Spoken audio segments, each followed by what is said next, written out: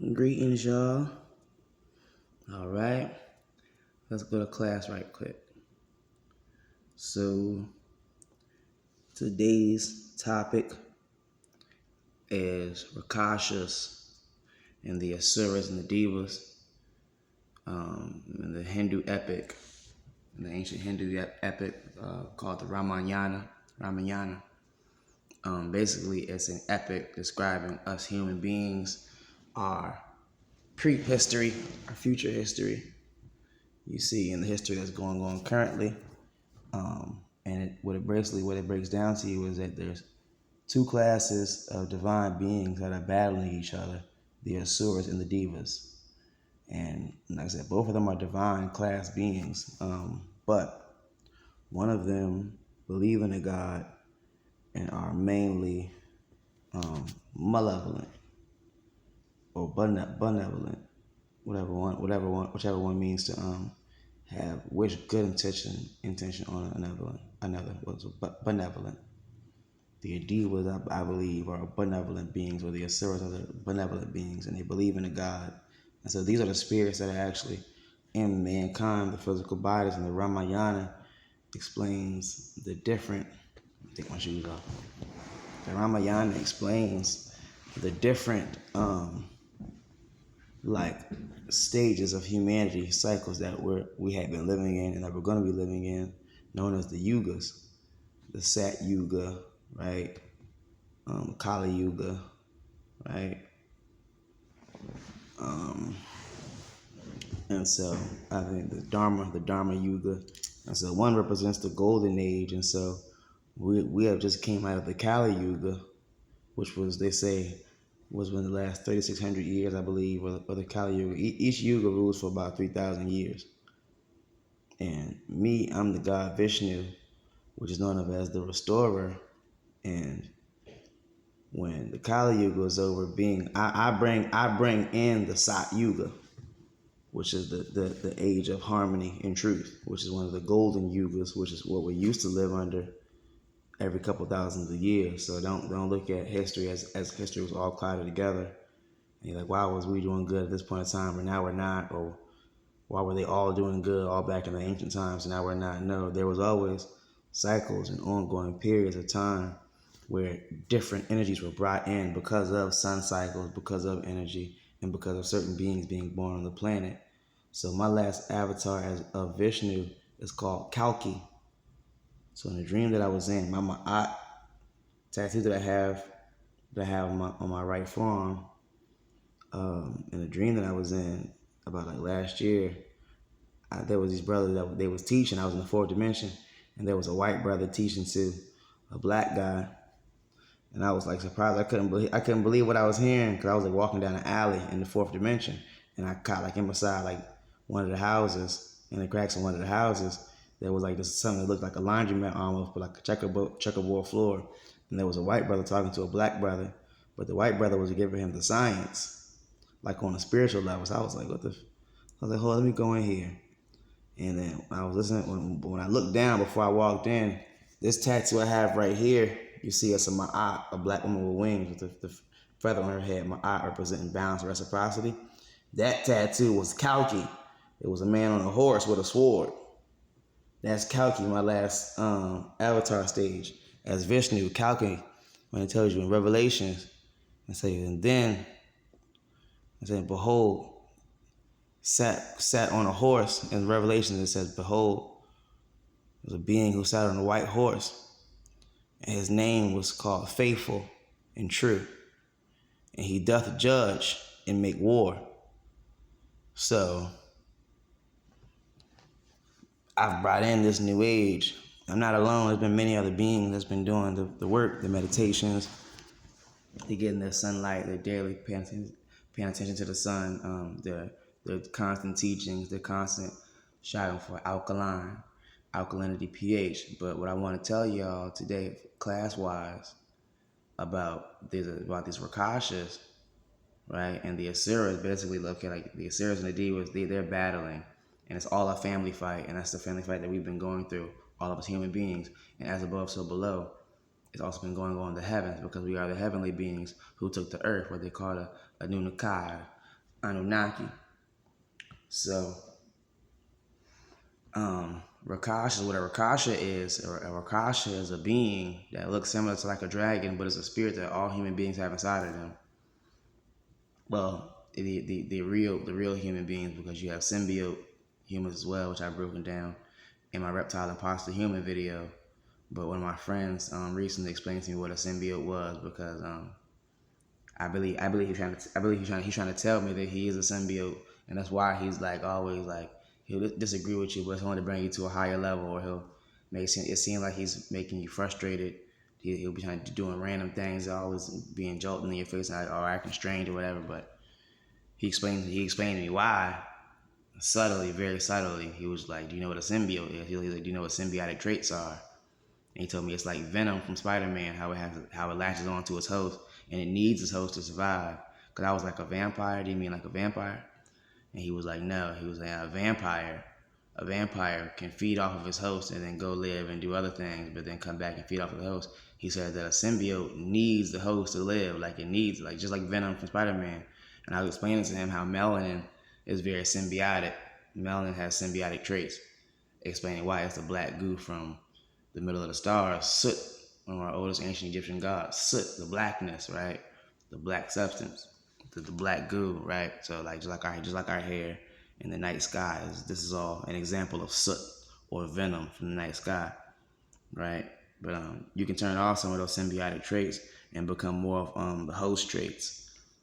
You know what I mean? Through like coconut milk, breathing exercises, like I said, 3 seconds in, 1 second out, chanting, crisscross applesauce meditation, 432 hertz frequency music. But so basically, what Rakasha is Rakasha is a spirit being that are the Hindus, you know, us Hindus and us blacks and us Negroes, curly hair, kinky hair, Asiatic black man, things of that nature, the original Buddha, right, with the nappy hair and the meditation pose. We carry these spirits a lot, as I told you about Dharma Palas.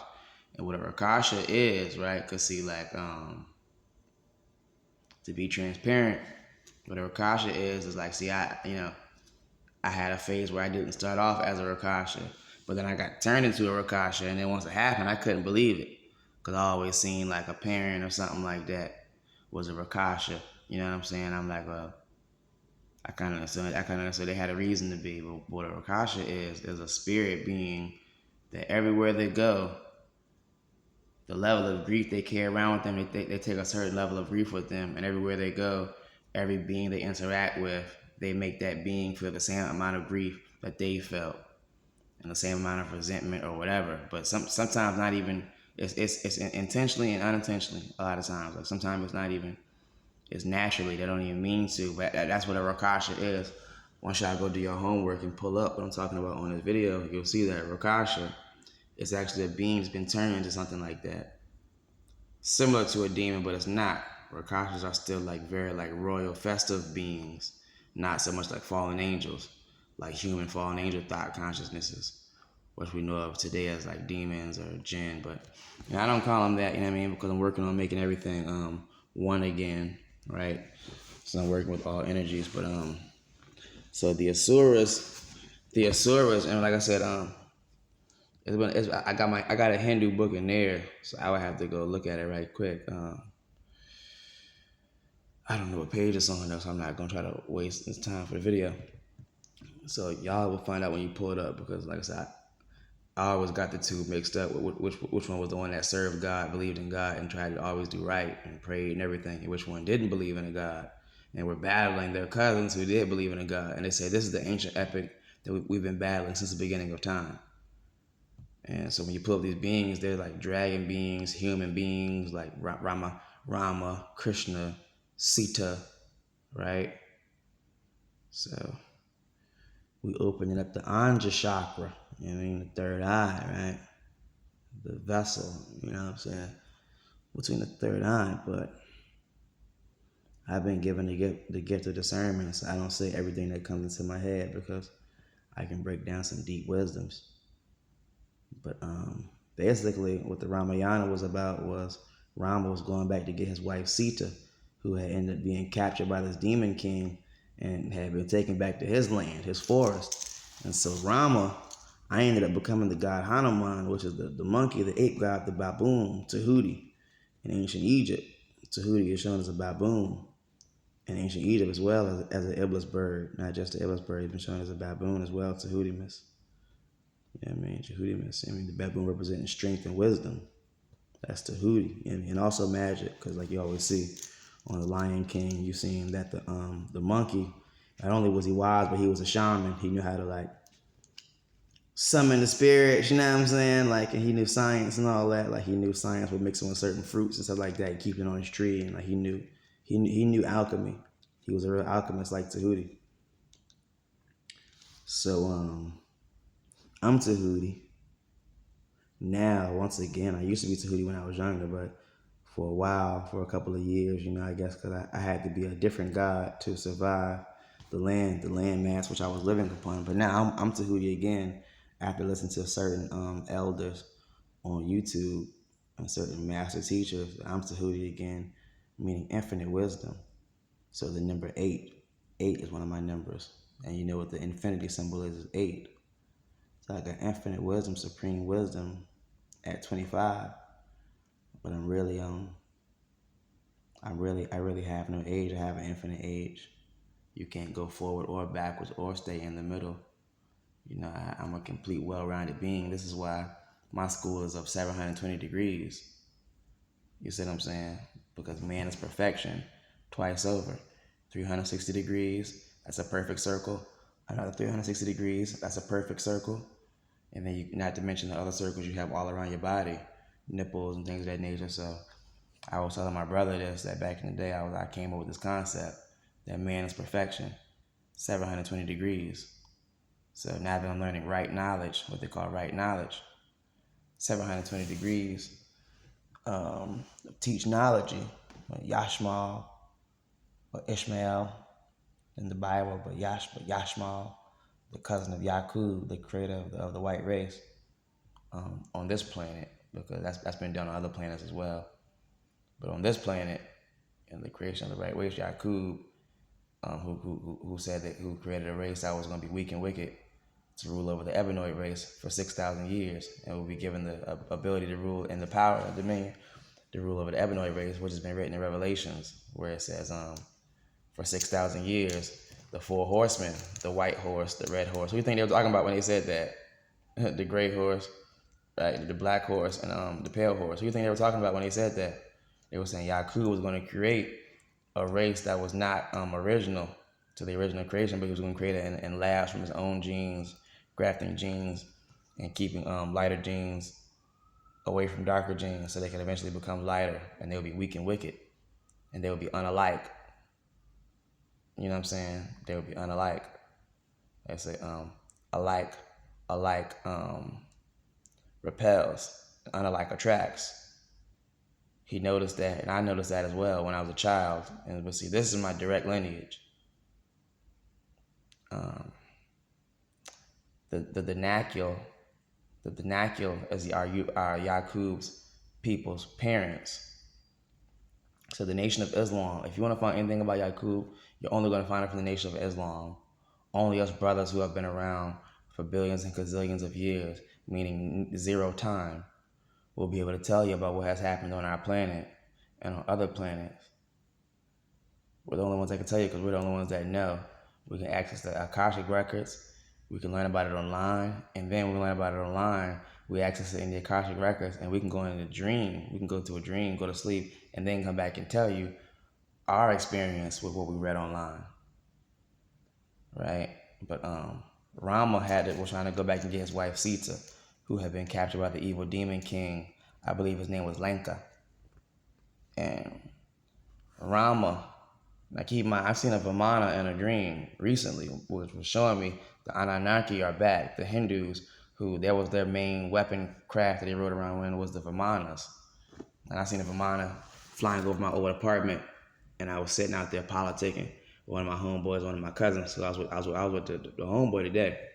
He was on the same side of me. So like I said, there's 2 worlds going on. You got here me teaching you right now, and then you have me doing something else right now in the same apartment. It's my spirit form. I already seen it. I'm sure y'all have already seen y'all spirit forms many different times. But a lot of beings are here to deceive. And it says that many beings in the end times, which now the Satya Yuga is back. I've already brought back the Satya Yuga. So we're back into the golden age now, where like life is beautiful again.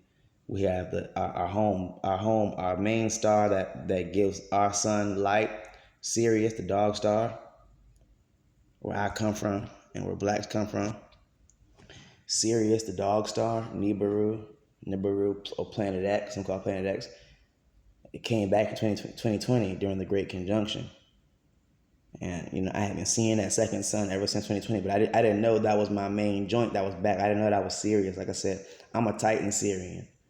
So I come from the realm where there is no breathing. We live in space, but we don't have to breathe. Let me show y'all these Titan Syrians right quick. I'm going to show y'all my ancestors, because I told you I'm Akhenaten. I told you I'm Akhenaten when I first started teaching, right? And then, I was reading this book, this Extraterrestrial Species Almanac, and I seen a Titan Syrian that was like, well, I knew that they say human beings came from the Titans and fell down to earth. I knew that already from lots of study. Look at a Soulzar being. Doesn't that look like an ancient human ancestor? That's a Soulzar being. Look at me and look at this being. You know what I'm saying? Doesn't that look like an ancient ancestor of ours that's still alive and well today? It is. This is what you call God, right? This is what you call God in the physical body, right? Or Elohim, right? I'm an Adonai, meaning a small Lord, right? God made in the likeness of myself. The big God, which is my Titan form, which I've seen, like holding planets and stuff like that, looking at myself in the universe. Okay, so this is one of the beings that I am. In this book, it talks about Akhenaten. They say, is Akhenaten one of these beings? Right? But we all are. It just depends on who got most of the genes awoken up, who the universe decides to pick to wake up most of these genes. This is a Titan Syrian. So these beings, speaking for myself, since I'm a Titan, we're telepathic. We're telepathic to the point where it's like we just move stuff out of our way if we feel like it's not good. We'll just move it out of our way with our mind. Not our hand, but our mind. And that's how we protect ourselves. And I'm one of these beings. And if y'all can ever see my head again, right? If y'all can ever see my head, mine's elongated backward, but if you see my chin, right? And you see this being. You see this being. Yeah, this being's chin is set up. Right? So you know what I'm saying? So, man, it's a pretty good video so far about Akasha's and Osiris and the Divas. But basically, it was a battle. They were fighting. It was a family fight for spirituality. And the Divas, and that's the fight you hear about in Revelations. It was a battle between the Osiris and the Divas, how they say, God's army and Satan's army. Yeah, so y'all do your research, man. I'm going to end this here, and then I'm going to come back with more knowledge after I believe that y'all have probably looked up on it so y'all can know, because everybody loves learning about the Hindu epic. A lot of y'all are tied to it for a reason, like a really important reason, because you're here to do the battle. If Vishnu throws up both of these dots, both of these like this, I did this one time in my sleep and got electrocuted by God. Like I was being electrocuted in my sleep. Not physically, but spiritually. When I was doing this in my sleep. Because I was half asleep, half up, and tried to do it. And when I went back to sleep and I opened my eyes back up, I was being shot. I was half asleep, half up. I was in a different dimension. I wasn't like being physically shot. My whole body was being shot.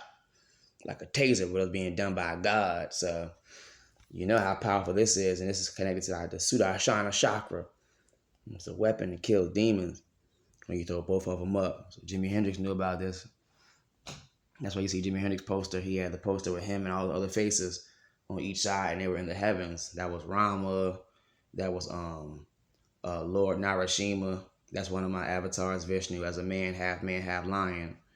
But right now, I'm actually in the Vishnu of Kalki, which is written in Revelation. It says, behold, I'm actually about to find this joint, man. Right? Because a lot of people know this scripture. I got my eye tatted on me to always be like balanced and loving, but I knew the direction I had been going in. I was like really making battle for God, you know what I'm saying? And then I seen in a dream that my eye tattoo was a Kalki tattoo. And B says, behold, I don't see it, but I know the scripture decently. It says, behold, I seen a son of man on a horse. His name was called Faithful and True. Behold, I seen it was one of the angels who had one of the 7 seals. I'm sorry. It says, behold. And then I seen one of the angels who had one of the 7 seals in the clouds or something of that nature on a horse. And his name was Faithful and True. And he who sat upon the horse was named Faithful and True. And he doth judge and make war. You know. So I'm right around the section now. But yeah, man, this is all real talk. This is all real talk, man. I'm gonna pray for y'all. There's so many beings that are coming around amongst us, and people are falling for it. They're saying they are Christ and are not. But they are the synagogue of Satan. And they are wolves in sheep's clothing. And they will come and they will have deceived many. Let alone how the Bible says they will deceive many. They have deceived many. I be falling for a lot of these cats. But by their fruits you will know them. By their actions you will know them. How they truly behave. And like, you ain't heard me cursing in not one of my YouTube videos. Ever. You know what I'm saying? Not saying it doesn't happen, but I know it's not pleasing in the sight of the Lord. So if ever I do it and I catch myself doing it, I ask for forgiveness. And I say, all right, Lord, no cursing, no cursing. I'm sorry, Lord, no more cursing. You know what I'm saying? 'Cause I know it's not pleasing in the sight of the Lord. All right? And I already told you who the Lord is. All right, man. Well, I love y'all, man. Once I do a little bit more reading on these things, then I'll know which scriptures is where. But mainly this was about the Hindu epic. You know what I'm saying? Which is called the Bhagavad Gita. Here's the Bhagavad Gita right here. Now that I finally got the book, I used to always read it on the line. But now that I've been reading the book for back in the day and I stopped reading it, I was like, you know, let me teach you about this since it just came in my head. Now that I stopped reading it, I was like, maybe this is a good time to start reading it again. But this Bhagavad Gita is a book of like serious wisdom, man. Serious wisdom. So start checking it out, man, because I like that y'all do your own work. All right? So peace, love, duau, love, man, divine love, gratitude, respect, respect. Peace.